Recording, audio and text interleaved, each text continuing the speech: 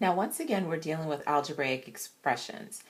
In this problem, it's similar to the previous problem, and we're asked to find the sum of 5 consecutive integers, which equals 125. Find the value of each integer. Now, this one is slightly different than the previous one because this time we have 5 integers instead of 3. And once again, we have our keyword consecutive, which is very important because this lets us know that each of the values are going to be one after the other, as opposed to having random integers that are going to be combined together to give us our amount of 125. Now, contrast to the previous problem, we are actually finding the value of each integer. So we need to underline the keyword each in this particular problem. Now, if you recall in the previous problem, once again, we were asked to find the value of the largest integer, but this time we're going to be looking at each one. So, again, we're going to allow x to equal our first integer. X plus 1 is going to equal our second integer because we want to make sure that we're increasing by 1 with each consecutive number. And in order to get to our next number, we must add 1 to our original, which is x. So we have x plus 2. This gives us our third integer.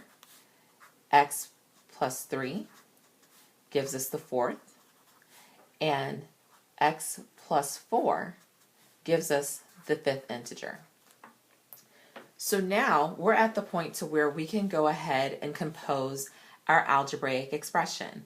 So we have x, which is our first value, plus x plus 1, which is our second value, plus x plus 2, which is our third value, plus x plus 3, which is our fourth value, and we're combining our fifth value, which is represented by x plus 4, and all of that is going to equal 125.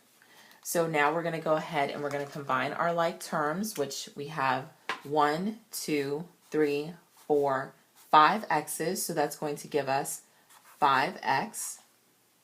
And then we're also going to add our numeric values, and I'm going to indicate that with a separate color.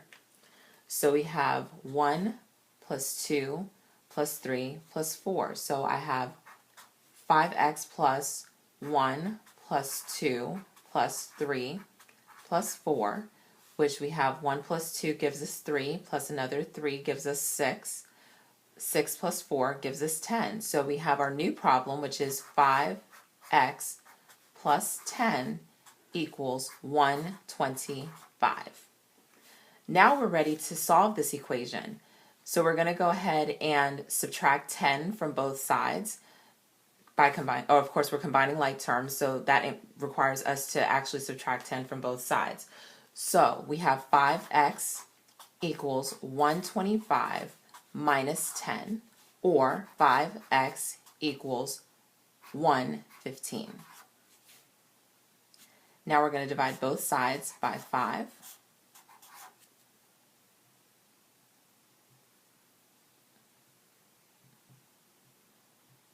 And that gives us x equals 23.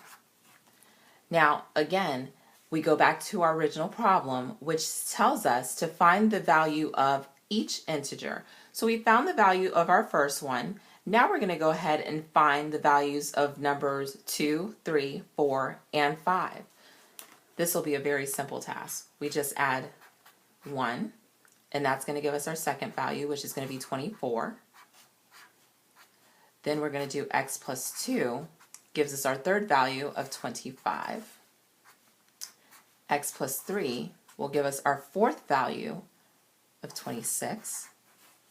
And then x plus 4 gives us the last value of 27.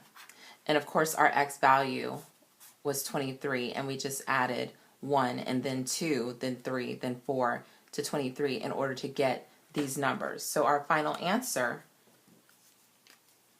where it asks us to find the value of each integer, is 23, 24, 25, 26, and 27.